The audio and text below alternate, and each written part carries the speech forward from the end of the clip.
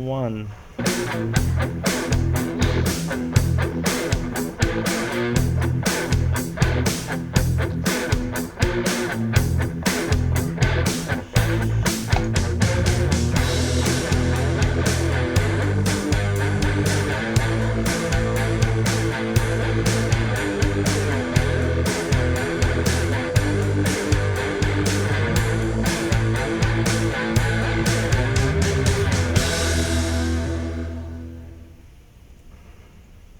Hey, welcome everyone to Heroes Untapped, episode 27, the show before the championships this weekend. It's a very exciting event taking place this weekend. But of course, first there's a huge change that happened this week coming to us in Heroes. So heaps of stuff about that to talk a little bit later. But first, let us introduce the amazing guests on the show tonight. I've got three amazing guys coming on the show. I've got a GLPhoenix from a Goshu's Gamer. I have Hykkup, Hykkup, the ex-immunity captain from last year, coming on the show to talk a little bit about what the boys are probably going to be feeling over in Korea this weekend and just shed his light. Also get a little bit of a update, Hykkup, of where you've been and what you've been doing since last year. And of course, we also have A1ejandro1. Sorry about that. The famous rank 50-1 ANZ streamer, bringing us the entertainment almost every night of the week. Has taken time out of his busy schedule to jump on the show tonight and talk Heroes. Now, of course, this show cannot be done each week without my amazing co-host Polter, who without him this show would not be possible at all. Because, man, you are amazing at getting topics to discuss. So, guys, everyone, how's your week been in the Nexus? Good. Enjoying it, Polter? Big changes, so good to play. Yeah, definitely. Massive changes. Well, they've done. We've seen a huge change this week. We had a major content drop earlier, which just gave us about 4 or 5 hero reworks, a whole new map. That's effectively a new play style as well for the community to muck around with. We've also hero revamps, a new hero coming onto the scene. Our hero league's been remodeled, redone. We have bans now. I mean, it's just exceptional what's come out in Heroes of the Storm. GL, what's it like over at Goshu Gamers at the moment? It's a little bit hectic. We're still kind of focusing a lot on the championship coming up this weekend, but yep. A lot of it has been just about the championship, but there has been a lot of talk about a lot of the new changes, and there's actually quite a lot to get through.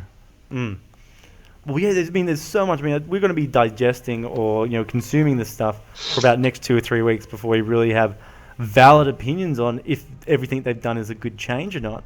So I'm very excited to see what comes out of you guys. Very excited to see what we discuss about tonight. Also, Hykkup. Welcome to the show. Hi. Great to have you on. Tell us what these cool changes. So we'll talk about it a bit more in detail. But have you played any heroes since the content drop? I haven't really touched many of the new heroes other than Illidan, but I mean I've versed them. Yeah. I think overall they're really good changes, but some of them are I'm kind of disappointed in because with Sylvanas, she's been pushed into more of a pushing role now. Yep. She's not really as great in team fights. Other than her new ult, that adds quite a lot of power to team fights. Yeah. Gaslow is, I guess, better in team fights now, but he's still not as great as he could have been. But Tychus, KT, and Illidan are all. I'm impressed with what they've done with those because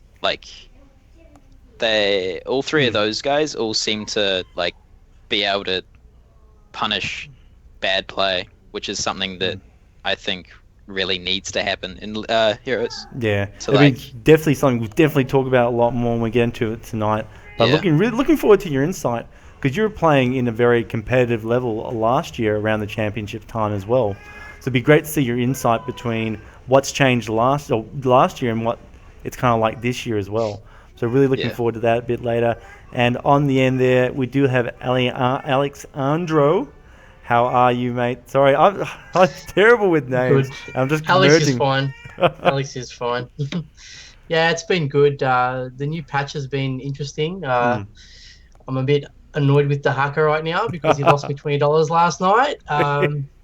But yeah, he's fun. It's been fun figuring him out. And yeah, I really like Sylvanas, the new ulti. It's pretty cool. So yeah, it's been good. Yesterday was a good day. Yeah, no, I mean it's just a lot of cool stuff, right? So many new toys to play with, so many things to play against. Definitely. Just going to be so many moments of people going, "What? When could that hero do that?" So hopefully we'll be able to shed a little bit of light for people this week, so they're not too surprised. But first up, I just want to say a big thank you to AIMSATHeroes.com. They are officially sponsoring the show this week. Head over there to check out all the news, info, and events happening in the ANZ region. Speaking of which, they are running another community gaming night from Heroes of the Storm tomorrow night. So from 6 p.m. ADT onwards, you can jump on the Discord server and participate in a bit of team-organised fun with other members of the ANZ community. This week, the theme will be the new Lost Caverns map or the ARAM mode, so people can try that out. Plus a little bit of reverse drafting between some rounds just to celebrate April Fools, being the 1st of April. So moving on into the first topic this week. So this weekend, it is the championships, the first championships for 2016. We have we have Negative Synergy currently over in Korea, I guess absorbing the environment, practicing their hearts out, probably, going over strategies as we speak. We already talked a little bit about the championships last weekend, so let's just talk about it. So we'll start with you, GL. What are your top 4 teams for the championships this weekend? Who are your top 4, and who do you think is going to win and take it out? It's, I think, going to be a little bit of a cop-out to say the number 1 seeds from each of the major regions will be my top 4. So MVP, E-Star, Dignitas, and Cloud9, I think, are going to be probably top 4. Yeah. I want Negative Synergy to... I can see a situation where they are able to make it out of the first set of groups. Yeah. I'm hopeful. You want to say it, but you don't want to say it at the same time. Yeah. Yeah, out of those top 4, I'm thinking it's going to be MVP. Yep. Either them or I have a liking for Dignitas, so I want them to do well also. So I'm going to go with either MVP or Dignitas for the top. For the top positions, a little bit of a fence sitter. You've got the number 1 seeds being the top 4, and fence sitting for first position. I like it. Polter, you've always extremely insightful. Your top 4 and your number 1. I can't go the 4, but I reckon it might be. I think Group B is the hardest group. You can't do your top 12. You can't say the top 12. Yeah, that'd be easy. That'd make it easy, yeah. I'm going to say Naventic 4th, Team No Limit 3rd, MVP 1st, Cloud9 2nd. Yep. All right, pretty straightforward. Alex, what about yourself, good sir? Your top 4. Top 4. I'm gonna have to say first would probably be MVP Black. Just watching them play in the past, it's been like you see 5 players when they play. It's like they're one player when they do things. It's really great to see. Yeah, it's really scary. I couldn't imagine playing against something like that. I'd say Naventic and Dignitas, and then Cloud9 in there as well. But I'm hoping that Negative Synergy gets out of the group stage. Benjamin is a good friend of mine. Back when I used to play competitive last year, I was good friends with him, so I wish him all the best. Yeah. I hope he gets some success. It would be nice. Fingers crossed for him. So I'm sensing a pattern here with MVP Black. Hykkup, do you have any... Are your choices a little bit different? Have you been sort of following behind it? Is it just, you don't give me top 4, Disco, MVP Black, everyone else can just get lost, get wrecked? Don't know why they rocked up to Korea. I feel like it's going to be quite a close top 4, but the group stages will be pretty messy. I think as long as MVP stick to their roots and keep being innovative with how they have been recently, I think they will take first. But it's kind of a toss up. Like Cloud9 came first last year. Like they should be the favorites technically, I guess. But it's like I think that Korea have finally pushed heroes in esports more over there, and people are coming over to heroes that are actually like good players, and they're putting a lot of like strategy and thought into it and stuff. So I think MVP will take it first, but then it's like second, third, and fourth is kind of a toss up to me. But I think my top 4 will be MVP Black, Dignitas, Cloud9, and E-Star. That's not in any order though. Yes, no, they're going to be roughly. Go ahead. The thing about last year with Cloud9 winning, that was in a tournament where the top team from China wasn't there. E-Star couldn't go because of visa issues, and the top team at the time for Korea wasn't there, MVP, because they got upset in the final by TNL. And now that there's 2 spots for the Korean teams, both of them are here, and like I wouldn't be surprised to see TNL make some waves, because they are a good team. It's just they are really good, but they always seem subpar when they go up against MVP. It's hard to look good when you just keep on getting dominated by MVP in pretty much every time you go up against them. But yeah, I'm not sure how much we can look into. Cloud9 should be the favorite because they won last year, because the whole thing last year was a little bit. But it's hard to discount that though. Like, in a historical sense, they were the champions last year. They should have some continuing that momentum going into this. They're returning defenders of the title. So you can't discount it, but definitely see what you're trying to say there, that it wasn't possibly a true representation. I think I put Cloud9 as being in the top 4 because of how well they draft, and that's something that's kind of missing in a lot of areas, I feel, in heroes. Like Europe is kind of like they know what they're doing in their draft, but I feel like Cloud9 is like just ahead of the game in NA, like by far. And then I feel like they should be better than EU in drafts. And like in heroes at the moment, because there's only 50 heroes, there's not like 100 or like 150 as there is in like Dota and League.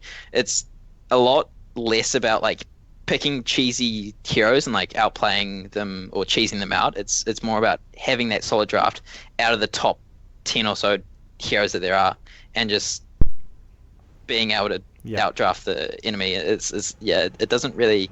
I mean, obviously it comes down to outplaying the enemy team as well and strategy and stuff. But I think that the draft has the highest impact overall out of strategy, outplaying draft, and all that. Well, you can still draft yourself out of very easily draft yourself out of a match. Doesn't matter how good skilled mechanically you are. You potentially, if you don't draft properly or you're not paying attention, you can find yourself in awkward positions. So definitely agree. Small hero pool. We still, the drafting is way more impactful than it would be at 100 heroes. Cloud9 excel at short weekend tournaments where they don't have to. So in China, they failed over 8 weeks because they have pocket picks. They play those picks. Like they get people can see them stream. You can see even Dunk Train stream a hero once, see something work, and the next week he's playing it in competitive. So they're happy to try anything and it works for them. Like they got really good synergy as a team. All right, that's where we are at. We asked the guys last week. I'll also ask everyone again as well. Where out of the top 12, what position you think Negative Synergy is going to fall into? And let's get a little bit of discussion going on why do you think Negative Synergy are going to be there? A bit of a tough one. We'll start with Alex. How good do you think Negative Synergy are going to be? Where are they going to place? It's a nice hard one to start with. Yeah, it's important to be realistic about it, because the main problem that's always been, not just in HOTS but any other esport in Australia, is we're so isolated from the rest of the world. Yeah. So when it comes to competitive play, there's not much that we have to play against and, see new things. So usually what tends to happen with any team that makes it into the world stage in a game when it comes to an Australian team is we end up not doing too well just because we're not used to that higher level of play and the different play styles. But I'm hoping in top 8. I'm hoping top 8 for negative synergy. But I can't really put it. I wouldn't want to put a number on it because I don't know. It's very hard. It's always been very hard for Australians. Yeah. All right. So hoping for top 8. It would be nice. Yeah. What do you got? Be nice. Respectable finish. Respectable finish. Yeah. What do you think? Do you agree with that? Could we, in the right conditions, get to a top 8? What do you think your placement for negative synergy will be? If I want the top 8, I want them to make it out of the groups. But looking at their groups, we have Edward Gaming, Renovatio, and Naventic, was it? Yep. Yes. Yep, yeah, that's a group. That's going to be a really tough group to make it out of. I can see them going up against or winning against the Southeast Asian team. I can see that happening. But against Naventic or Edward Gaming, I'm not too sure. Yeah. But I'm very hopeful. I'll say hope for a top 8, but probably 9 or 10. 9 or 10. So we're just going to fall. You reckon the negative synergy are just going to fall just outside of that, getting out of the third in their group. Yeah. Yeah, that's probably what I think is going to happen. I'm hoping for higher results, but yeah. Not too easy. And Hykkup, yourself, good sir, negative synergy. What do you believe their chances are? Or again, where do you think they're going to place? I mean, I'd love to say that they'd place first place and take it all home, but realistically, ANZ just doesn't have the structure to be able to contest against the best teams. I think overall we'll place about 10th. Yeah. I think negative synergy, they could take a game off of something like Navantic, but it's in a series, a best of 3 or a best of 5. I don't see them taking a series off Navantic. So they'd lose to them, but they'd be able to take out Renovatio and the Taiwanese team easily, I think. Yeah. All right, so the Brazil, the Latin American, the SEA team should be able to comfortably come up against the 10th. I think also the Latin American team would probably be able to take on Navantic just because they have a better structure and they have, because they had a LAN and everything. So that it's there's also and they have much better scrims. Well. And they actually scrim against NA teams. Their regional was a LAN, so they have that LAN experience, whereas not many players on negative synergy have LAN experience, so they could get LAN nerves and just not be able to handle with it. But I mean, I guess in a perfect circumstance, if everyone was playing their best, they could take probably the Latin American team. But I think over LAN, the Latin American team would be able to win. All right, so interesting. You think the Latin Americans actually have about an equal shot or a better shot than native synergy, just because the environment's not totally new to all their members? Yeah. Because native synergy do have, obviously they've got Sash and Robodoba. They did go across to America last year, Las Vegas. Obviously didn't win, but they'd still. Do you think their effect or experiences are going to help, or is it it's a personal thing? It kind of depends on how they react in a LAN environment, because a lot of teams in a LAN environment like to thrive off the what's the word? The energy or the energy of their own teammates and the enemy teammates, because when you're in a LAN, you can see 90% of the time you can see the enemy team, and so if you're doing partially well and you look over and you see, oh, this guy's he's looking a bit shaky, it's you get that boost of confidence. Yeah. But and then you can also throw that to your teammates and get them boosted up. But if you can't handle the pressure and you look faulty, you're going to be that guy that gets looked at by the enemy team, and then they get that boost of confidence. Yeah. So they can potentially start targeting players based off, if they look like they're on tilt. No longer do we feel Benjamin's on tilt; we can see he's on tilt. I wouldn't say if I looked over over at the enemy team and saw Rob on tilt, I wouldn't like just start focusing the tank. Yeah. But yeah, it's definitely different in the LAN environment. Yeah, it's a different feel. Yeah. All right. Did I ask everyone for the top? Polter, did I ask you, good sir? Yep. All right, that's it. Well, that's happening. Obviously, that's happening this week. In fact, it's actually happening tomorrow. Now, I will go over the times, dates, and stream again when I find the show notes. Here we are. So that can all be checked out starting tomorrow. Starting 1 p.m. AEDT. So that's 1 p.m. if you're in Sydney. Anywhere else in Australia, got to figure out the rest. But on Sunday, so it's Friday, Saturday, and Sunday. But on Sunday, we do have a daylight savings change. So this is really important. Don't get tricked by this. On Sunday, it should be going back to 12. Now, I always get confused with time zones and stuff, so make sure you do the conversions yourself, guys. But I'm pretty sure on Sunday it will be starting at 12 midday in Sydney. Daylight saving change in Sydney, right? Same on Sunday, the 3rd. Something like that. Gonna have to wake up early to support the negative synergy boys. It's Do we know what time they're playing? I'm not 100% sure actually. We got the brackets and stuff, but I don't think I actually saw anything anywhere that said here is the official I don't think they schedule. scheduled the times yet. Didn't they say they were going to be having 2 streams? They've got enough casters for it. There's you can watch it on Twitch TV Blizz Heroes, Twitch TV Blizzard, and Twitch TV OGN, which is the Korean stream, right? So don't watch the OGN one unless you're fluent in Korean, because then you can watch it. But the English and English 2 are Blizz Heroes and Blizzard. The associated Twitch.tv, all that stuff. All right, so that's it. Did anyone else have anything to say about the championships before we move on to more exciting stuff? I'm just glad it's in Korea because that's a good time zone for us. Yeah. For once, it's not in America. Or Europe. It's like, how I nice have to is wake it? up at like 4 a.m. to see something. Yeah. Wonderful. Well, it's nice. I've arranged for Geraldton. By the way, if anyone lives in WA Geraldton, on Sunday I've arranged for an actual bar craft so we can watch the championships. Hopefully negative synergy's in it, but we've arranged for a bar craft. We can actually do that. You know, pubs don't open at 6 in the morning most places. But 11 is a much better time. All right, so moving on. So we talked about it a little bit earlier, or we mentioned it. Major patch dropped this week for Heroes of the Storm, and I mean, where do you properly begin? Like, this thing was only on the PTR for what, 2 weeks? Was it on the PTR for? Yeah, something there for a bit. Yeah. It was only about 2 weeks, 2-3 weeks. Yep. And I mean, there's so much change. Like, we got a new hero, a map dropped. They changed the Hero League system and how it works.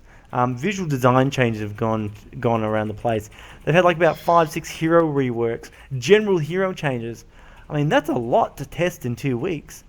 And on Wednesday, it officially released. Everyone could start playing it, and it's just massive. So I guess where do we begin? Let's just begin at the top of the patch notes. The Lost Cavern has officially been released. The ARAM mode. All random, all mid. It's a new, it's a new game type. Hallelujah!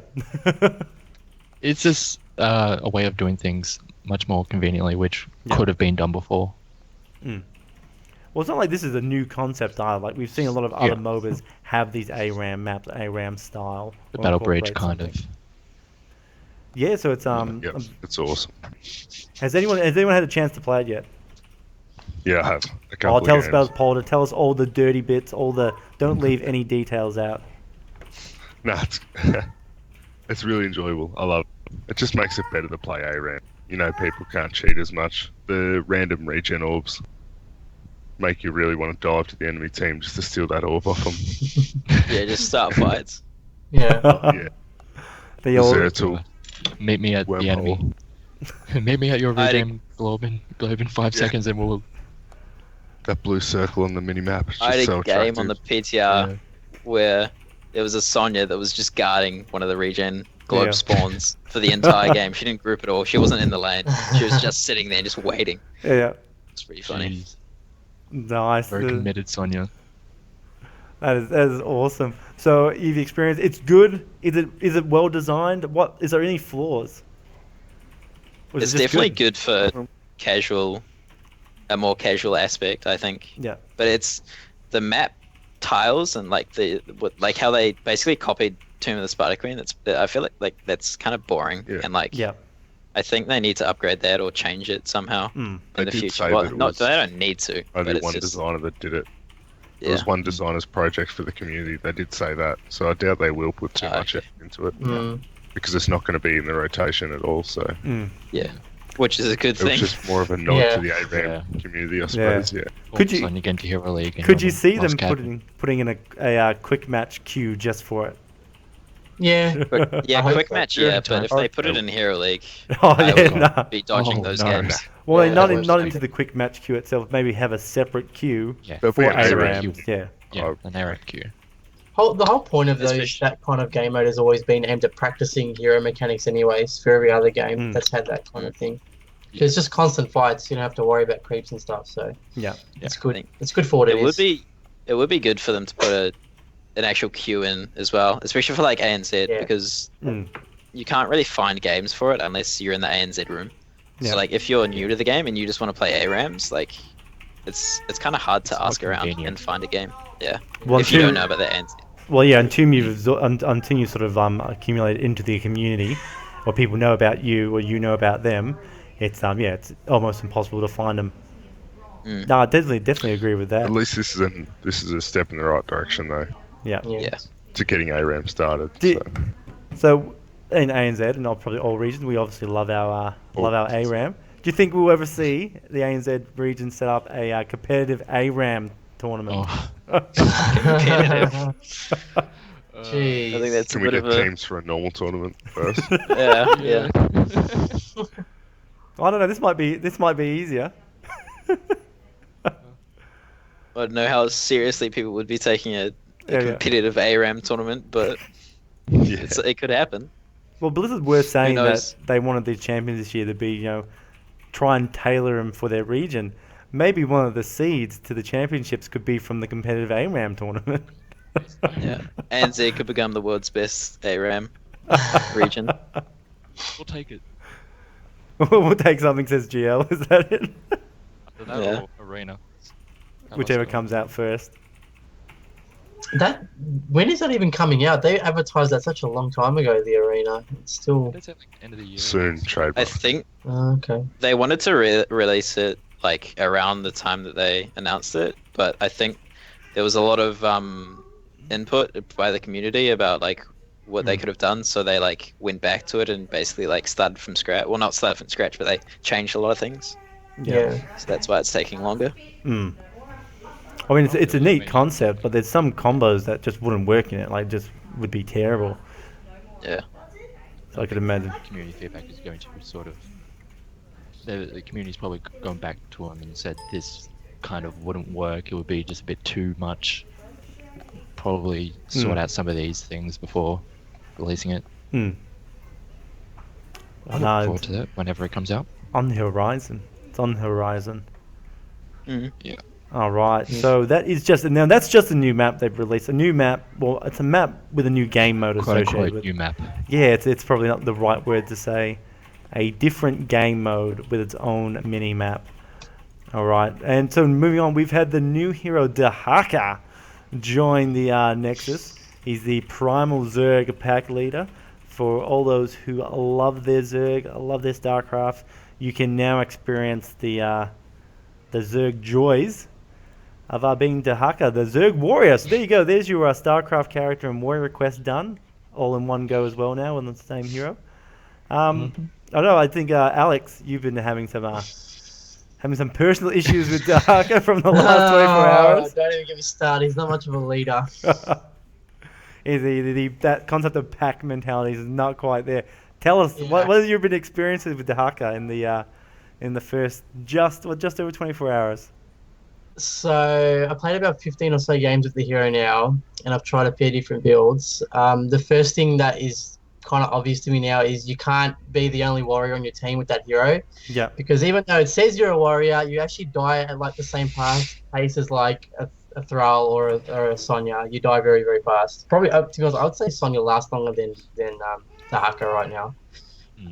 And not only that, the main issue is, I mean, when we go for a warrior, we look for like disruption, like some kind of CC, something that just annoys the enemy team and makes them have to focus you or try and get out of your way. And Dahaka doesn't do that. You've got the Q, which pulls one person, but okay, you pull one person, the big deal is 4 other people to do something about it, considering that you actually die that fast. The only other thing I could see in terms of team disruption is when you get the silence ulti and then the 20 talent, which makes it an AoE, but that's not a big splash, so you still need the CC from another hero to back that up. So yeah, as a solo tank, it's not good. But I can see it doing the similar role as like a Sonya, where you just get in the back line and cause trouble and just do a higher amount of damage than what another warrior would do. So yeah, he does do good damage. He could be good against dealing with split pushes. He's really good. He's actually a really good 1v1 hero because just landing the Q and then your full W or the swarm, whichever key that was, I can't remember. That does like around 60% of their opponent's HP. Even if they're a tank, it does around like 25 to 30. So it's pretty good. Like you can usually win most trades, even level 1. But yeah, I would say it's more of like a small skirmish hero rather than a big fight hero, definitely. Yeah. Do you think he's just talking about a bit like Sonya? Do you think he's easier to get to the back line than Sonya, or purely because he can do that sort of cool stealth trick? Yeah. Yeah, and you can just go in a bush. Usually, you just his mobility is really great, more than Sonya. And once you do actually get into the back, it's fairly easy to stay there, and you do survive for a fair bit with Burrow and your defenses. So yeah. All right, so he's very much a backlining warrior, more into that bruiser category. Doesn't quite fall into tank. So that is Alex's opinions, experiences so far. Does anyone tend to agree with that? Have some more insight so far into Dahaka, the new hero? Yeah, I think. Yep. I think mostly he's going to be used in Hero League. I don't know how well he's going to do in competitive because of his kit. Like his drag is like, on paper it's good, but it's like, why have that when you can just have a Sylvanas mind control, which basically does the same. It's on a longer cooldown, but it's like if you're using mind control and you get the target that you want to get and you kill it, then it's like the cooldown for it is worth it. Yeah. And like, so like, and then he has his ultimate isolation is good for Hero League because like if you pop that on something like a Greyman or something, or someone that needs to watch their positioning, they can like basically be removed from the fight for like the 5 seconds or however long it lasts.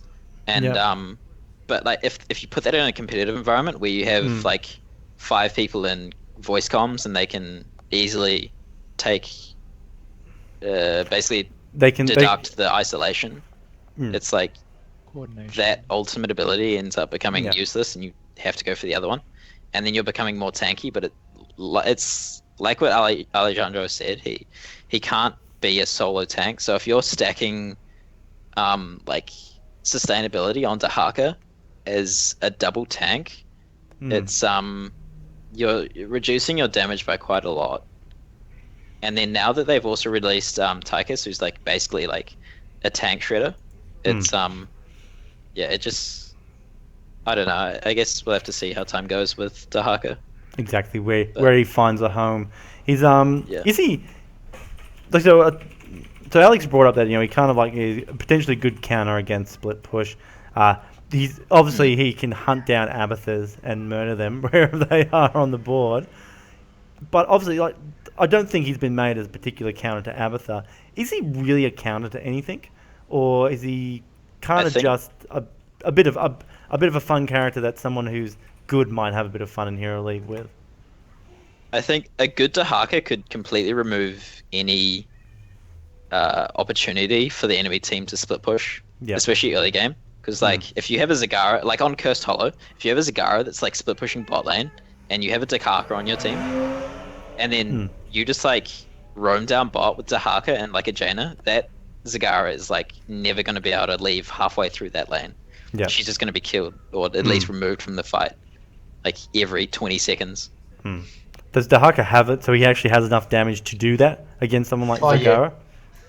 I don't know by himself, but if you roam down with a ganker like Jaina or Sonya, then I think the chances of you killing the Zagara is like 95%. All right, because he'd be able to position himself much better for. Yeah. All right, cool. Just part of what used to be like the usual Muradin Tyrant combo, where they would just be roaming all over the map. You could have just one or two roaming, and if there's a potential for a gank, have Dahaka show up from anywhere and help with Dahaka fell stat. Dahaka will definitely be a good solo laner, at the least, with his roaming ability. He's sustaining a 1v1 lane would be pretty damn annoying to deal with. Yeah. Yeah. Definitely needs another warrior. I mean, the disturbance in a team fight's good. She can come in from behind, straight into a bush behind the enemy. I don't know how much of a disturbance it is, though. Because it's a 15-second drag, which it doesn't even really drag that well unless you get like max range Q. It's not drag you want, though. What are you after, the if you're burrow? there for the damage? You're more there to Z in, so you mount in. Yeah. To the back, you swarm in, cocoon. While you're cocooned, your swarm's still doing damage. Hopefully your other 4 is there to engage. You come in from the back while they're engaging from the front. I mean, yeah, it's a niche use, but it's a use. Is it? So you walk in and draw aggro, and then when they sort of collapse on you, you sort of you could go into your ground and do damage. finish everything. You have to burrow. You die too fast. Yeah.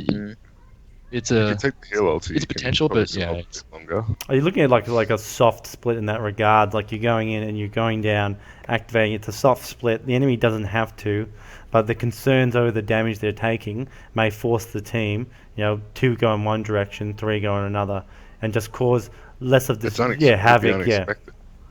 If you had a way of like instantly going into a team fight, like some kind of instant gap closer, then that kind of That's true, swarm burrow would be really good. But because he pretty much just has to walk up, that it's not really the most threatening because you see Dahaka coming and then you can react accordingly. If he just like unless the whole team's camping next to if you came into a brush and then like instant gap close into the middle of a team, that would be really like kind of obnoxious to deal with. But I think if they gave him something like a Diablo Shadow Charge, then his gang potential would be increased by like heaps. Yeah. But I don't know. I don't really like the burrow ability. But I mean, I also haven't played him that much and haven't played Verson that much, so I guess I can't really. I haven't played him at all either. So I'm just basing this on what I've seen. Yeah. I haven't tried him. I didn't play the hell out of him like Zul, so. Yeah, it's pretty much just an ice block. Yeah. It's got all the same problems. Yeah, all the same problems as the ice block, where if you pop it and all your teammates run away, I've got 2 seconds. They should do something. Well, they've made it so like with Burrow, when you activate it, you can't instantly recast it. Like there's like a 1.5 second cooldown on it or something. Yeah. Which is like it's decent, but like if you want to combo that with the level 4 talent that like knocks them back, that talent is basically useless because any decent player isn't just going to stand near a Dahaka Burrow and like wait for him to pop out. Yeah. But if they remove that cooldown, he could burrow out and then pop out and have that little bit of knockback that like the Shadow Charge that I was talking about would potentially use. And it could also disrupt channels like the Zebo and stuff. Yeah. I was thinking they should try and change it where there's like a talent for it where it sort of aggroes people like a taunt or like pulls them in so you can jump in, swarm, burrow, and then it forces them to take the damage. That would be more interesting. Yeah, that'd more be cool. effective. Yeah. Like a mini draw in and then it's like there's a bit of a quake on the ground. They're a little bit slow trying to escape or something. Yeah, something like that. Or like a taunt, something like that would be better. That's sweet. So that is Dahaka. Obviously, it's going to be a couple of weeks before we really get I guess a couple of weeks before we see where he falls inside the community. I mean, the interesting thing is going to be with Dahaka is we have a championship, the next season championship starting soon. Sorry, not championships, the qualifiers. So he will be potentially available for that. So it'd be interesting to see if teams bother trying to, trying to learn. Is he useful? Can we play him? Or because these other qualifiers just around the road or just around the corner, maybe we won't have enough time to see how he falls competitively. I don't know. It'll be interesting. Teams will definitely touch him and experiment with him. But I don't know if there's many tournaments on before that, like from NA and EU, but like I think at least in ANZ, if they don't find him useful in scrims and like NA or EU isn't showing ANZ how to play Hykkup properly, I don't think he will be seen in the tournament. No, fair enough. We do at least by he won't at least be seen in like the very last finals of the games. He might be seen in the first few games as like cheese or something. Early opener against some of the less experienced teams. All right, so that's moving on from Dahaka, because like I said, there's heaps. The next big thing I really want to talk about, because we've experienced in a much better light now, as we'll talk about the Hero League bans. How have you guys had many Hero League games? Have you been? Have you liked the new ban system they've introduced? I think. Yeah, man. Yep, it's definitely an improvement. Setup, a whole setup, the 3D models. Yeah, it's been like. It needs his names under the heroes. Yeah. On the 3D models, because there's some wax skins that you can't tell who it is. I've noticed that a couple of times. Loading up the Hero League and not being able to tell who the hell anyone on my team is trying to pick. Sorry, Hiccup, we keep talking over the top of you. No, it's all good. But yeah, I think it's been like a year and a half in coming for bans. I'm just surprised that they decided to release bans without adding swaps to Hero League. Because I still that was something I wanted more than bans at the start. Because like when you've got players, like I said before the show started, we had a player in the 5th pick who didn't say anything, that didn't have any support heroes, and so when you're in that situation, having a swap is much easier to reduce the amount of games that you have with bad lineups or like troll players and stuff like that. Because at least in my experience, if I have someone that's like 5th pick and doesn't want to play support and like would like rather troll than support, I'd easily just pick up support for them and play support if that's how it goes. So like it is a bit of a letdown that swaps aren't there, but I still think Hero League is definitely a massive improvement to bans is definitely a massive improvement to at least no bans. And it's going to change the meta and like show players that don't really know how to draft with bans. They're going to learn how to draft with bans a lot faster. It's going to really show which heroes are really high priority. Because there was also a thread on Reddit about it, and a few of the players that seemed more casual, they were like saying like, oh yeah, I'm gonna always ban Li Ming and all this kind of stuff. But then there were also people that were like stating the stuff that was like more in depth, and it's like if your first pick or first ban, you don't really want to ban the Li Ming or ban the strongest hero, because you can just leave that to the enemy, and then like they either have to give it to you or ban it away. But then also if you're on the second side, you could decide to leave up Li Ming and just leave up all the OPs, and then you give them the first OP, but then you have the 2 picks. So you get the second draft 2. strategies. Love draft strategies. It's just that kind of stuff.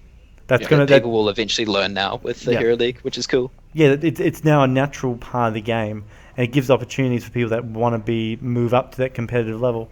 Hero League's a bit more meaningful now. You can say, look, I play Hero League. Well, at least you kind of have an understanding of how drafting works now, as opposed to before where, you played Hero Leagues. Oh, that's nice.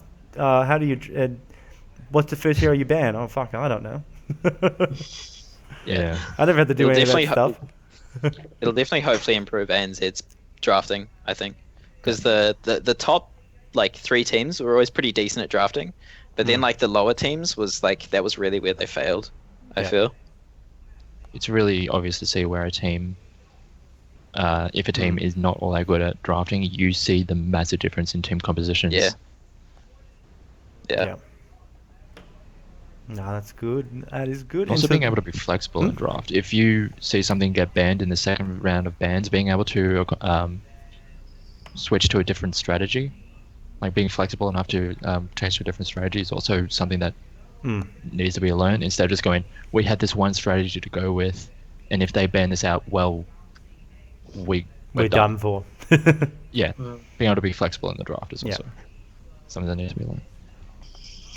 It's very It's cool. also really cool to see the ban, how they have the bans. They have the first 2 bans, but then you have to pick like 4 heroes or whatever it is, and then you ban the next 2 heroes. I like that. Different. So it mirrors the competitive setting. Yeah. Well, they even introduced a couple of different band settings, different types of bands as well, where they can you have the It's a custom game. Yeah. in custom games. Not Hero League, just general custom game. But I think will be fun to explore potentially for tournaments. I mean, the next step is being able to spectate bands in custom. Can you spectate the bands in custom games actually? Yep. I have no clue. That'd be pretty cool actually. No idea. Yeah. Hero I haven't seen it, but there was a conversation on Reddit about it. Yeah. Oh man, that's cool. And yes. It's going to change the face of tournaments forever. Yeah, it's good that now that we don't have to rely on using third-party programs to draft. Yeah. Now get rid of hot slots. Yeah. That is pretty cool. Well, we still got to do That hot is the next slots. thing they need to add. You know who the top MMR person in Hero League is now as well, because the person who They gets need the to band. add a new ranking system. Yeah. Let's see. But that's a story for That's another coming. day. They've already said it's coming. So Yeah. they've said they're going to be doing the league system, no numbered ranks. Yeah. Yeah, it needs to be redone. So, Right now, it's just a little bit of a Divisional leagues, I think feels always the best way to go personally. Yeah. It's this just patch is good though because it shows they're getting there. I mean, I think it's good to do it this way, get bans out of the way, see if there's any kinks with it, and then get the real ranking system up where it matters. It shows they definitely listen to their community. Hmm. With like adding in the ARAM map as an example. Yeah. Oh yeah. There's so many of these changes that everyone's asked for. Yeah. But they did it all at the same time. Why couldn't they space it out? It's the only. I honestly scared to like play that. Heroes yesterday. Yeah. Is that you honestly like? like? Because like with League of Legends, they usually like leave the massive patches till like the end of the season. Yeah. And I find that kind of not really overwhelming, but just like it takes too long to learn everything. Whereas if they add like decent sized patches every couple of months, I think it's like it helps grow the meta and everything much better as well. Yeah. It is lovely. It's like waking up in the morning and seeing it's like Christmas, seeing all these new toys. It's a brand new game. Yeah, there's a lot of new toys to play with. Well, it's like it's Heroes of the Storm version 2, or 1.0 or 2.0 or whatever. It's nice, lovely changes. So we just had some quality of life changes for visual displays, representations, all that stuff. AFK detection apparently has been improved. Don't know. We'll see how that goes over the weeks. Several abilities have been changed. Their usefulness as well. Kerrigan and Illidan can both dive to invulnerable targets. Now they can use their Ravage or Dive abilities respectively to jump onto invulnerable targets. Doesn't damage them, but they can use them. And they can also, Kerrigan, Lunara, Illidan, Karazim, and Chen can all use their respectively Ravage, Leaping Strike, Dive, Radiant Dash, and Flying Kick onto the Spider Mines of Sergeant Hammer. Nice. When you wanted to kick a mine. Yeah, well, you can. When you verse Sergeant Hammer. Yeah, that's good though. Not just. You really wanted to kick a mine. Adds mobility, so. Yeah. All mobility. Gotta watch out for that hammer in Hero League. She's everywhere. To all these heroes on the same one, we take hammer out off 2 mages. Yeah. So. It's just nice. It's more unification because I think some could and some couldn't in that regards, and they've just unified it now that they're all able to. We got. So this is one I didn't even know this was happening. This was insane. I wish I knew about it.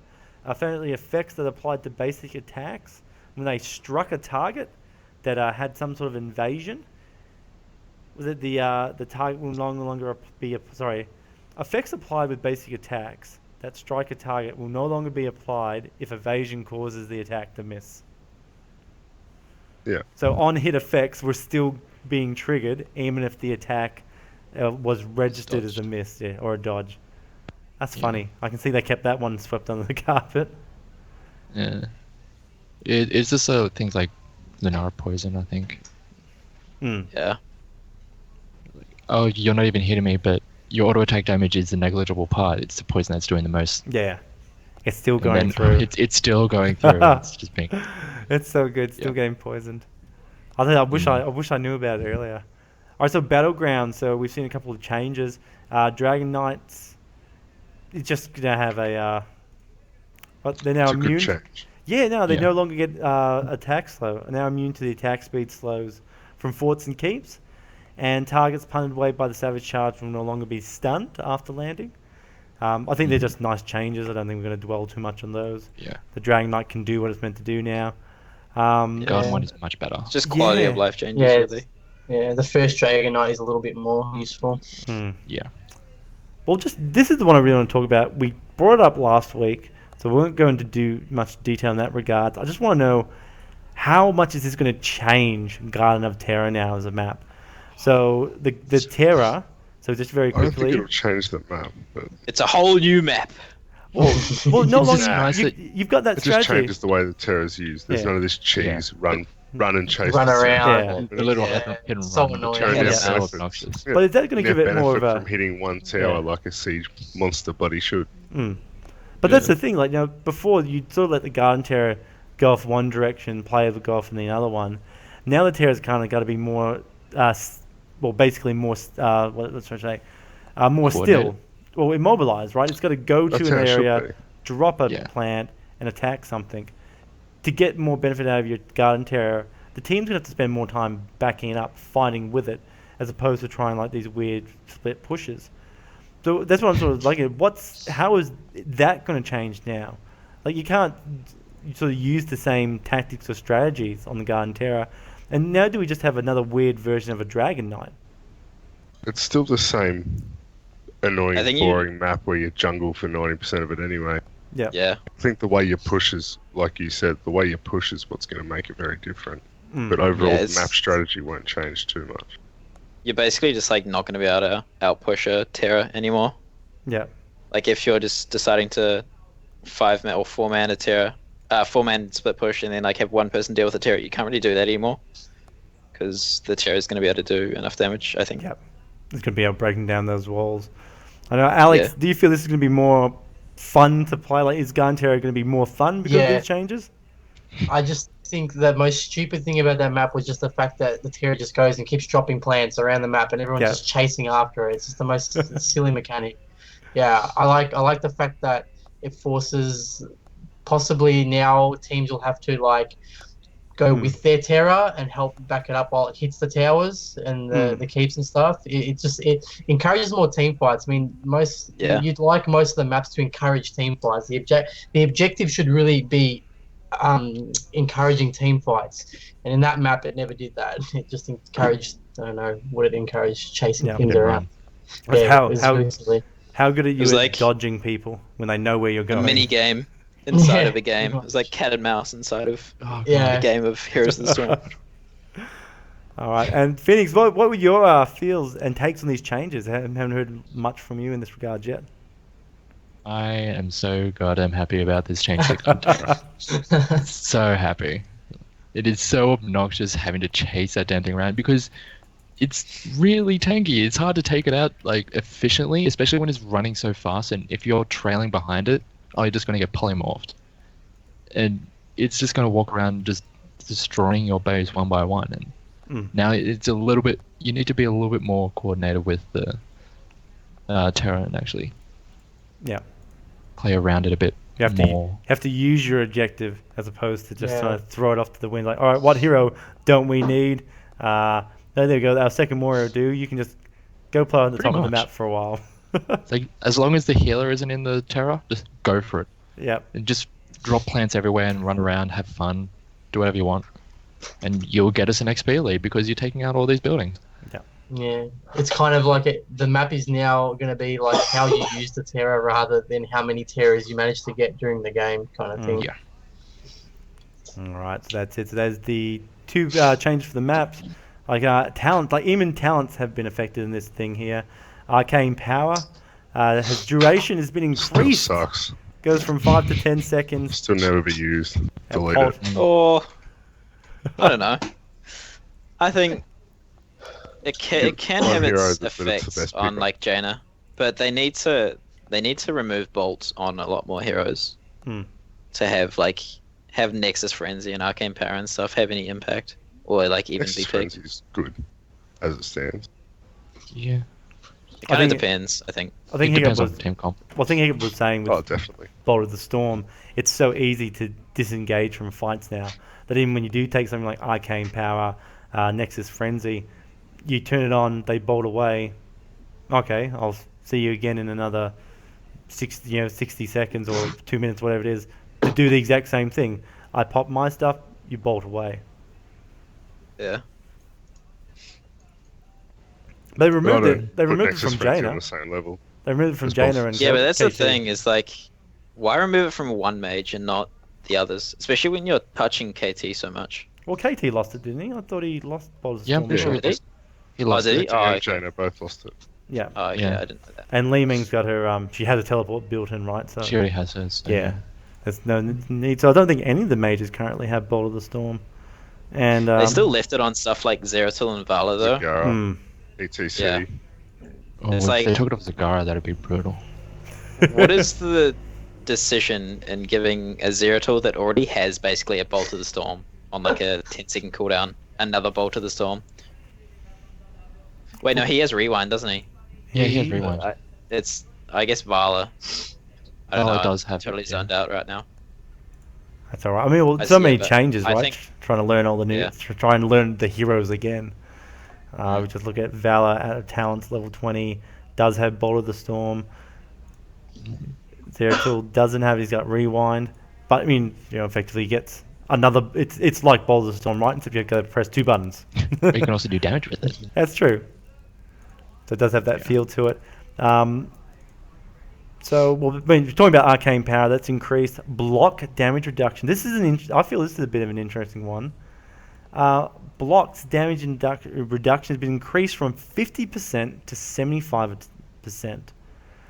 Because melee attackers are the problem. Mm. Auto attack is ruining the game. We need a buff block. But but didn't we just? I think it's more just like to help deal with Illidan a little bit more. It's like, oh, we're buffing Illidan. Oh, wait, we better give everyone block. Yeah, that's a bit of an attempt at an easy fix. Does It's it not make that massive of a change, though. well? Does it make block any like? So there's some heroes you take block on. Block's still good on a few heroes. Yeah. But there's a lot that it's never going to Oh, be yeah, hit. you definitely still pick block, but it's just like... I don't know. It's like 50 to 75% isn't like...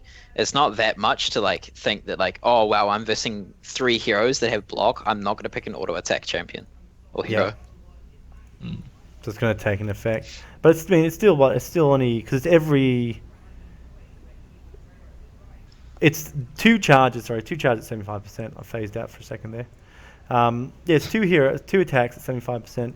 Is that like 2 auto attacks for an auto attack hero? That's only 2 in their repertoire, and it's every 5 seconds. Is that Against Illidan at level 20, that's 1,000 damage.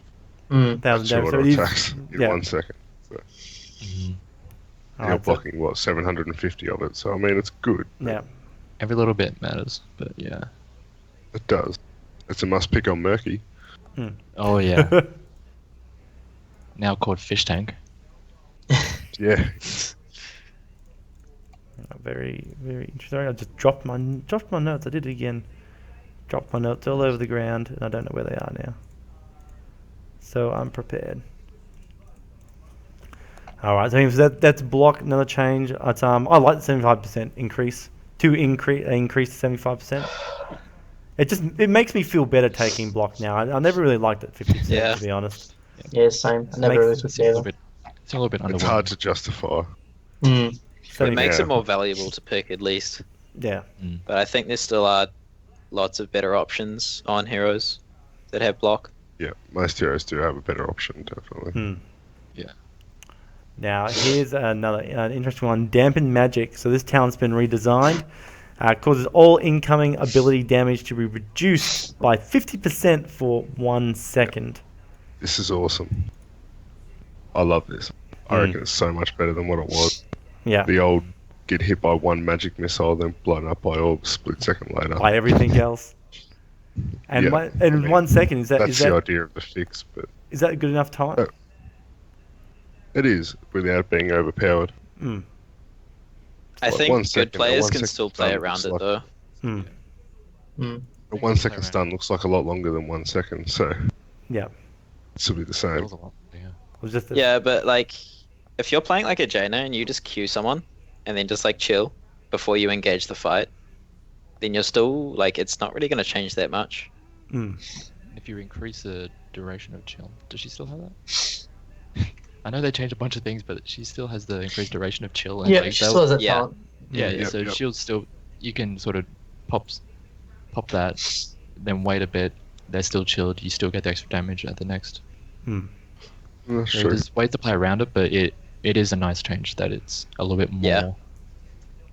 In those, It definitely prevents you from like standing still and then just like being insta-gibbed. It's like, hey, I'm playing Heroes of the Storm. Oh wait, I'm dead. Yeah. What's that? I have 10 abilities being thrown in my direction at once. Ugh. Yeah. KT Pyroblast. Yeah. All right, so moving on. So they made 2 interesting changes. Vigorous Assault and Strikes have actually been... Vampiric Assault and Strike have been renamed to Vigorous Assault and Strikes. The biggest of balance changes. Chinese Appreciation Day. Yeah. Same reason you can't have skeletons. Well, Yeah. is that maybe hinting at a future vampiric-based character? Somewhere in Heroes of the I Storm. I think it's just not... They're not allowed to use it along with the skeleton thing. Which, it's They were for just ease of trying to avoid access getting overall. sued by Twilight. But what's called the Jacob Strike. Yeah. All right, so moving on. So just interesting things. Names have been changed. Maybe it's a regioning thing. Maybe it's a hint at a new hero. Ooh, I like the hint at a new hero, guys. That's much more. How many vampiric heroes, or like, I guess heroes are there in the Blizzard world? There's Heaps. I was just thinking in that. World of There's Warcraft a lot of alone. them in WoW, yeah. Yeah. Yeah. In Naxxra, in Ice Crown Citadel, one of the bosses was I can't remember what her name was, but the Blood Queen or something like that. Or then you had a council of 3 vampires you had to fight as well. I mean, basically all those bosses were vampires leading up to it, and had pretty significant playouts in the Wrath of the Lich King. But they're there. They do have them. Heck, they got werewolves. You know, they already got Greymane, so we do need the vampire to balance it out. Yeah. Oh, cool. All right. Maybe so, it could be a hint then. Maybe I don't know. I'm always looking for cool Just little take the things. story and run with it. Or just take this and just run with it all the way to the bank. That's it. They made these 2 changes in the patch notes. It definitely means that we're gonna see. All right. Definitely means we know what they're going to be doing for the next 6 months. so many months of development time. All right. So this is the big section. This is the big one. These are the heroes, the hero changes. Now, how do we want to tackle this? Because there are some heroes that to go through all of them, we'd be here for another hour, 2 hours. We did go over them all last week as well. Yeah. So I don't want to. So I mean, if the guys just want to touch on whichever ones they like the most, or Yeah, let's just let's go through it. So we'll start with GL. I don't know what hero change have you liked the most, or what set of hero changes? I'm actually really liking the Tychus ones.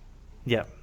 Just for, like, as playing him, it wasn't all that fun to just, you're a Q-bot, and if you're ahead, you're doing really well. If you're behind, you're just, like, completely useless. But now there's a little bit more variety with him. Yeah. And the fact that he can be a really good tank shredder is quite nice. Well, what did they? And I do like... I bet say, what have they done to Tychus? So we've heard Blizzard say this before, that they sort of wanted Tychus to be a tank. They sort of labelled him the tank buster. What have they really done to him in this patch to sort of live up to that expectation? His minigun is now inactivatable. So if you activate your D, you will do increased damage, because your minigun is now permanently at max speed, I'm pretty sure. And when you have your minigun activated, you do percentage health damage. So whenever you get percentage health damage, you're going to be doing quite a bit when it comes to tanks. Like if you come up against the Stitches, you come up against an Arthas or any of these other big health stacking tanks, you're going to be doing a lot of work. And with how many attacks Tychus can get down in that time, really good. And especially when there's a whole bunch of other of his new talents that increases that percentage health damage. There's a potential for a lot of damage to get done. What the thing? The minigun trait activates, does 1.5% of the target's maximum health. Level 20, you can get sizzling attacks. Basic attacks deal 1% of the target's health as damage. Whereas I think that 1.5% you can increase to 3%. Here we go. Increase minigun damage bonus to 3% of the target's maximum health when the heroes are above 40%. So it's high health heroes, which are traditionally our warriors in the game, can get blown to pieces. Is that He's got a few. There's a couple of other changes. He's got a quest talent. Yeah, these quest talents are really interesting. Yeah, and he's also got the level 20 talent Bob and Weave. I reckon that's awesome. Yeah, considering that Bolt's gone, he gets 3 charges of running gun, and that's just icing on the cake. There's some really interesting things that go on with it. Yeah. Do you think that we're going to see these changes bring Tychus back in line into a more Hero League contested pick or even competitive play? I don't. Probably not right away. Yeah, I think a Tassadar will be really big trouble for him. The simple fact that a Tassadar shield on the tank alone will prevent his whole trait. Yeah. I think if people don't know how to deal with him, then he'll definitely be played. Yeah. Because he's really annoying if you leave him untouched in a team fight. Yeah. Yeah. Especially in a stacked team fight as well. Whereas the other ability is his Q. That's insane. The AoE damage you can get out of that. Yeah. Speaking of his overkill, the formerly level 1 talent, which did increase damage to the targeted, the thing that the thing is targeted on. 50%. It's moved to level 16, and now instead of doing only 20% more, it does 50% more. That's an incredible amount of damage. It's pretty huge. All right, so that is Tychus. So we're moving on. So Alex, what's your big favorite change or hero mix-up or cool thing to note? If you can pick one. If you can pick one. Just one. Yeah, I think we all know what it is. The whole Illidan soloing the core was ridiculous. That lifesteal is really... it's nice because it means that the hero is a lot stronger now, so you'll see it more. But when you see something like that happen, you're like, wow, is this broken or what? Like, it's just really weird. Why is this allowed in the game? Yeah, so, why is this even allowed? It's so frustrating. But if you're playing it, then you're real sweet. Well, how have they changed Illidan up? So we've seen... So his Shadow Shield was removed. He lost Seasoned Marksman. Follow-through's gone. First Aid, Giant Killer, Blood for Blood, and Stone Skin. Like, so many talents have been removed. And I see some in there that, almost were always picked with Illidan. I believe Shadow Shield was picked a lot of times. First Aid for survivability. Stone Skin was still pretty good as well. Yeah. Always a solid, Because that's what you have to tend to do. You have to tend to either go all out with the fence, or you have to go for like a more tankier build. Yeah. Because they got rid of all the generic talents the generic talents became the staples for Illidan, and that's just a bad design. Yeah, they pretty much took the best way around it is to get rid of them. Yeah, they took out all those spells and just replaced with more lifesteal, basically. Yeah.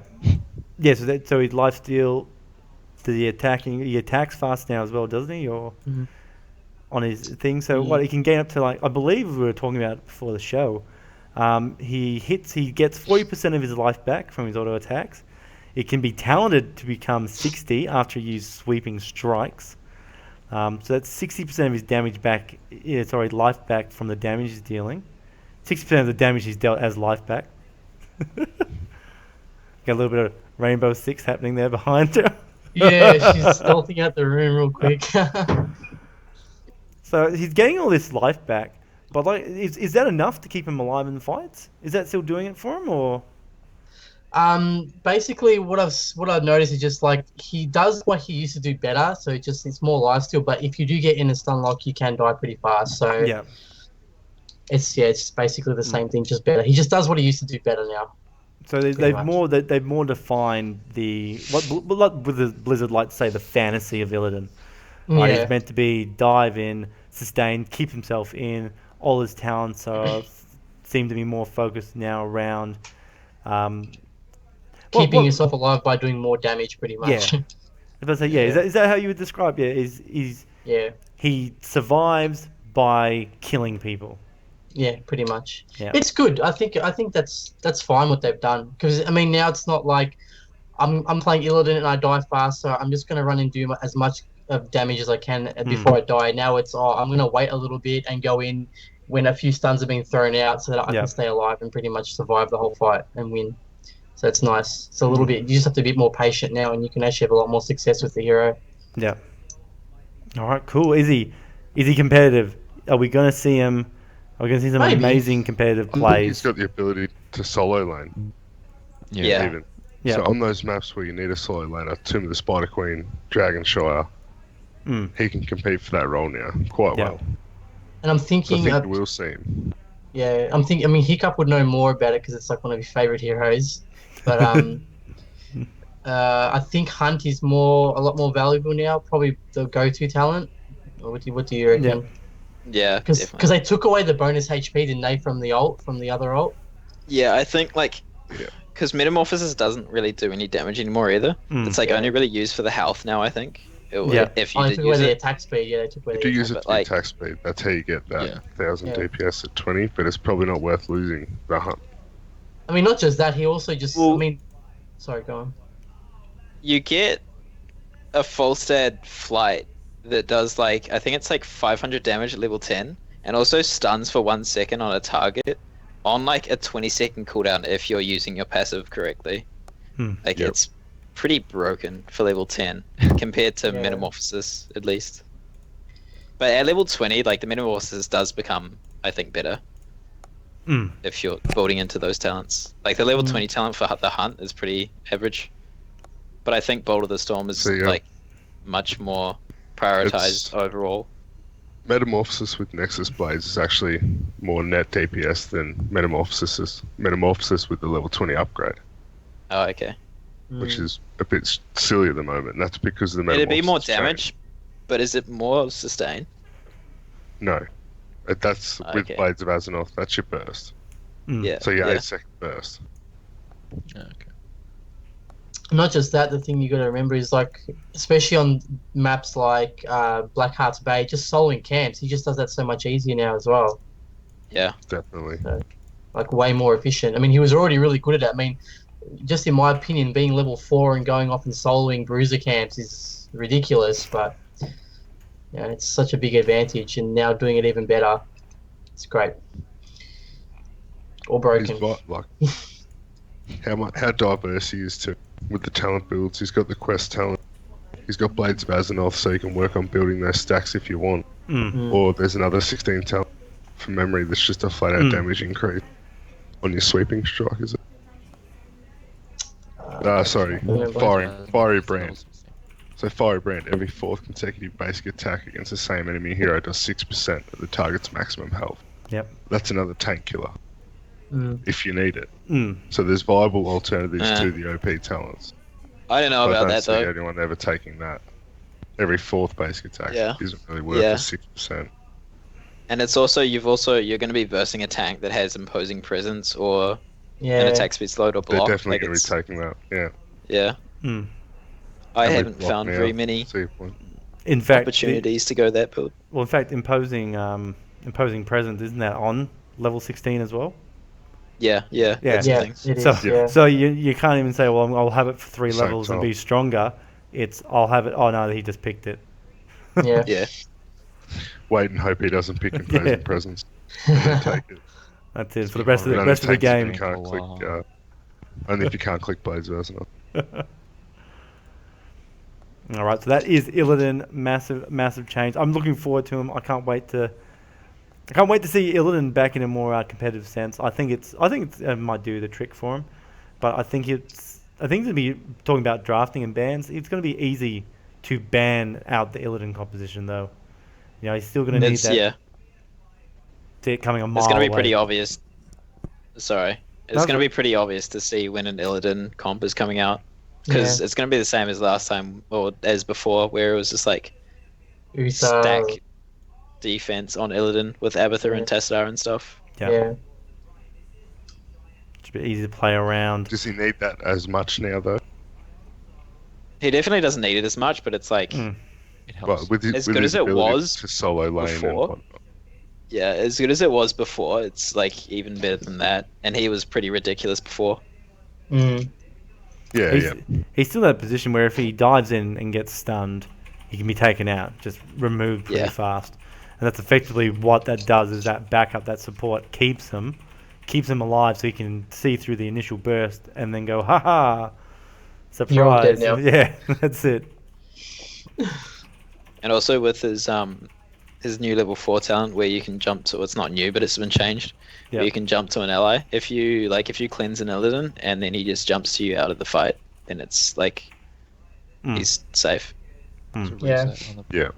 So I think in competitive really he'll be. I think we'll see him in competitive. Yeah, he'll just be a really big pest. It's just gonna be so annoying to try. It's like go the Illidan. Oh wait, we can't. Yeah. Pretty much. It's just too hard. He's escaped. Yeah, the best thing about it is it opens more doors to the bans, to the first picks, to the viable comps. Well, there's more opportunities. The more heroes now that are up there, the better. Yeah, definitely. All right, and so Hykkup, what about you? What's your favorite let's say change or hero adaptation or something? I don't know. What's your big thing out of this hero list? As Alejandro said, I'm a huge Illidan fan, so it's obviously Illidan. All right, but everything we just said, have the conversation again. Done. Yeah, I guess if I had to choose a second one, it would probably be the Greymane on his ult. Like if they add another small buff to that ult, then he'll finally have like a second build path to go. Because like Greymane's in the place where Illidan was like however long ago, where he only has like one set build path and you can't really change that. Deviate or too you much, like you lose so much damage. Do you ever see much for the kill getting picked though? Like it does, the damage you get probably, out of it is useless. Yeah, probably not at the moment. Right now, it'd need a pretty good damage buff or something. Yeah, I think. But yeah, at the moment, I don't know how much they need to touch the ultimate itself. It's more his other talents, because you can't really like have a good build path with going into that talent, that ult, and like still have the same amount of impact as you would with your Q talent build. Yeah, all it does is it shoots a bullet and then allows you to jump. Whereas go for the throat, all you have to do is get a little bit closer. You can do much more damage. Yeah. And you still get to jump to the hero, kill him, and you get to jump again. So, I just mean, it's as it is. I don't think it's ever going to be viable compared to go for the throat. Yeah. Plus, you also get a reset on go for the throat, so it's like, why not pick it? Yeah, exactly. I mean, I like the idea. I hope they do work on it again because there needs to be more than one ult. That should be the idea. Yeah. Well, it does give a bit of an option though. Looking at what you get, what your current combo or lineup is. Any buffs are good at what point in the right direction, but I just hope they don't give him the Illidan treatment where they like nerfed him for like however long it was, like 5 months or something, and then finally give him an entire rework. Like, they just need to fiddle with his other talents. Yeah. I like Greymane. I love him as he is. So yeah. I think the level seems 7 pretty solid now. And they've said it in the AMA, which we'll get to later, that level 7 talent's going to be changed. Incendiary officer. Well, going there, so we've got GLs, we've got Alex, we've got Hiccups. Polter, what is your favourite change? And then we'll move on to the Reddit AMA that happened this morning. I, for sake of conversation, I'll say Sylvanas. The fact that possession's been moved to level 7, thank God. I mean, it's a quarter of a Zul trait. Yeah. It's horrible. And the new ult is awesome fun. We spoke about it before the game. Yeah, just the plays. Well, that's it can be cleansed, so there is good counterplays to it. So it's not. I don't think it'd be too overpowered, but I reckon you'll definitely see Sylvanas. Well, she has to channel it, so it does like. It hinders her. If you have a coordinated team, you can take her out. Stuns cancel it, right? If you stun Sylvanas. Alex, look out! It's Dahaka! It's Dahaka! Oh my god! Dahaka's in the bedroom, man. Sorry, that's someone stealthing in the background mission, there. Yeah. It's all good. It's all good. It's beautiful. Yeah, I think stuns do cancel out the mind control because it is a channeled ability. Yeah. Much like. Yeah. I'm pretty sure it's much like a Ravenous Spirit kind of thing.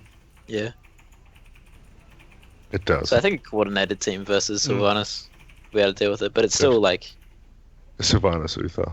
If you want to waste a Divine Shield.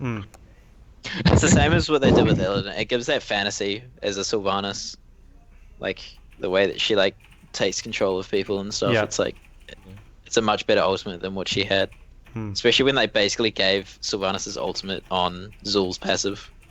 Yeah. That was a bit of a slap in the face, to be honest. Yeah. A much better version too. Yeah. Yeah. Do we Interesting to see what teams will be able to do with it. Well, it controls the movement, right? So the enemy hero can still effectively cast spells and things like that. Is this one of those things like, I'm thinking like, let's say Dahaka's taken, can burrow into the ground, or we're going to have characters like Nuvarak, even though he's mind controlled, he can still use his own movement-based abilities. Is that something that's, with the mind control, is it really going to have that much of an impact when we've got so many heroes that have some sort of displacement mechanic? Like even Cho'Gall, technically you take control of him, but Gull can do the nudge and actually still get your character into a slightly better positioning, or even use his charge up fist and propel himself in a direction. Like what do you think of the interaction? While he's mind controlled, he can still do that. Well, it says gain control of the hero's movements. It doesn't necessarily say. It's full CC. You can't cast. Yeah, I think it's like basically a silence. silence. Okay, so it's everything, is it? Oh, I wasn't aware. I was pretty sure it was a silent. You need to be cleansed. I haven't been the target of it, but. Yeah, I've been the target of it. All right, that is way different. That's way different. The only thing that sucks more, which we didn't touch on, is that other Dahaka ulti. The one that makes you lose sight of your allies. Yeah. That just freaks you out when you don't expect it. Yeah, that's huge for stuff like Hero League when you have no communication. Yep. I was just cruising bot lane on Thrall, kicking back on Dragonshire. Next minute, bang. Couldn't see a thing. And then 4 of them on me. It was brutal. It gives you a really, really short radius of vision too. It's like you have to be right next to the target to see them.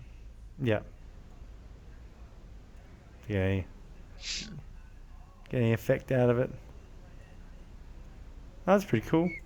So is there anything else about the Sylvanas, or is it really just the impact of this mind control change? She's got some good all-round buffs. Like her basic attack damage got buffed. She's got some good viable talents as well. Her rebuild looks good. I'm not a big Sylvanas player, so I'm sure the guys will know better, but on paper it looks like a big change. Yeah. I think she's just like become a push power now. Yeah, she's not really a brawler. She's not a brawler. Yeah, I don't think like. Can she compete with Zagara or whatnot in the pushing? Yeah, I still. When I liked to play Sylvanas, I never ever wanted to go into the push or like specialist aspect, even though she is a specialist. I always wanted to be a team fighter as her, but now it's like you're kind of forced into it, so it's pretty lame. I don't know how much I'll be touching her, but yeah. Not too easy. So it's interesting changes all round for all the heroes. So we had a couple of other things we're going to talk about tonight. The show has hit its hour and a half mark. Always try and keep the show no longer than this. So we might bring those discussions up next week. So next week we'll actually talk about the Ask Me Anything Reddit thread that Blizzard developers did today. Some really interesting stuff. You guys have a chance to read it. But I think next week we'll talk about it. We'll get we'll get another 5-6 person panel on the show and really discuss those changes. Future of Heroes, because there's some really cool things from it. I just know that will be another half an hour discussion there. So we'll leave it there for the night. So thank you very much, guys, for coming on the show. It was great having you all on. Thanks, GLPhoenix. Just give us a shout out. Where can people talk to you? They want to know more about your writings for Go Shoot Gamers, or just get in contact with yourself. On Twitter, I'm just GLPhoenix_. It's kind of easy to get in contact with me. That's about it. Not too easy. And Hykkup, thank you very much, mate, for coming on the show. I know you're busy, got a lot of stuff going on, and it's been great having you on. And where can people get in touch? Do you still stream? Let us know. Are you still streaming a little bit? Yeah, I do stream. I try to stream at least 2 days a week if I can, but it's never certain on when I'm going to stream. So it's it's not like you're going to see me every Friday night streaming. It just depends on how busy I am on that week. But my Twitch is just twitch.tv/Hykkup, the same as it is spelt in my name. And then my Twitter is @Hykkup, the same. It's pretty simple. If you ever, I don't know why you would want to talk to me, but if you do, that is it. People might want to get involved if they see you streaming and they like what they see. Don't ever underestimate people wanting to chat to the. I'm a great guy. That's it. There you go. Point number one. Why they want to have a chat. All right, and Alex, thank you very much, mate.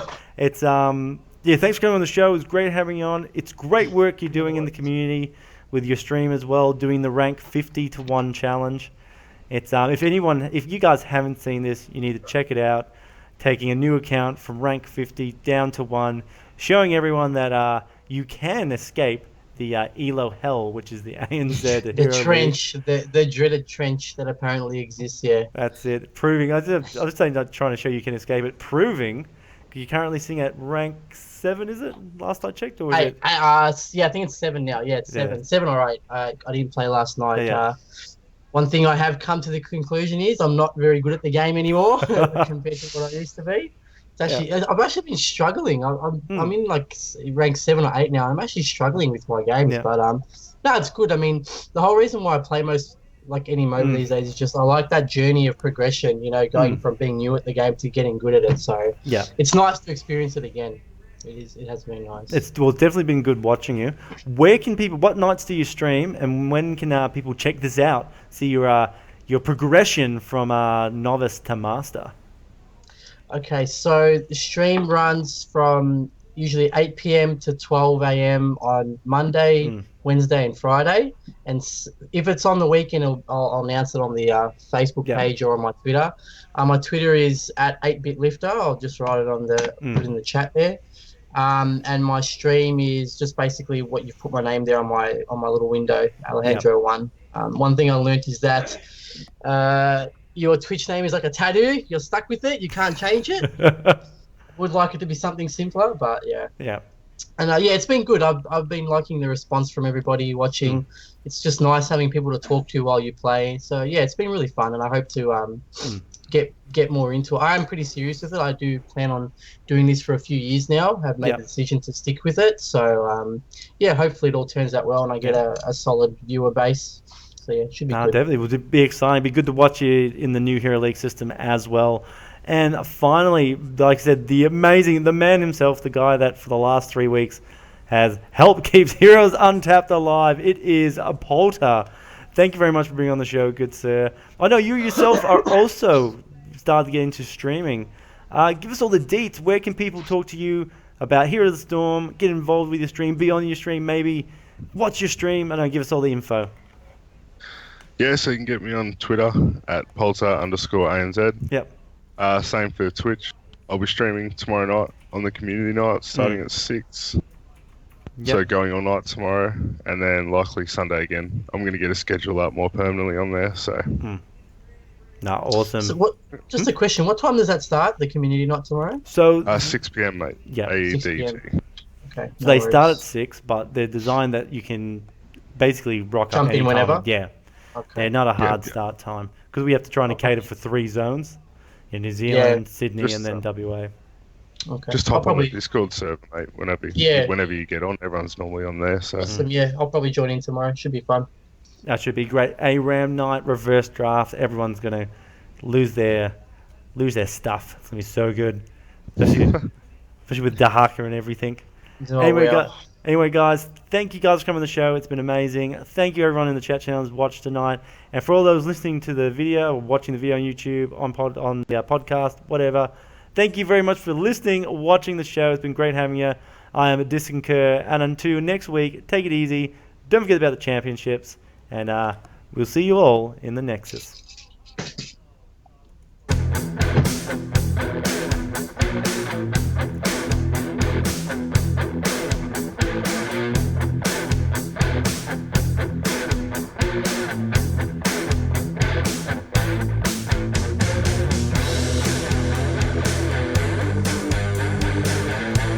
Part where we ask are we done yet, or That's alright. oh my god, you made my day with that Dahaka joke, man.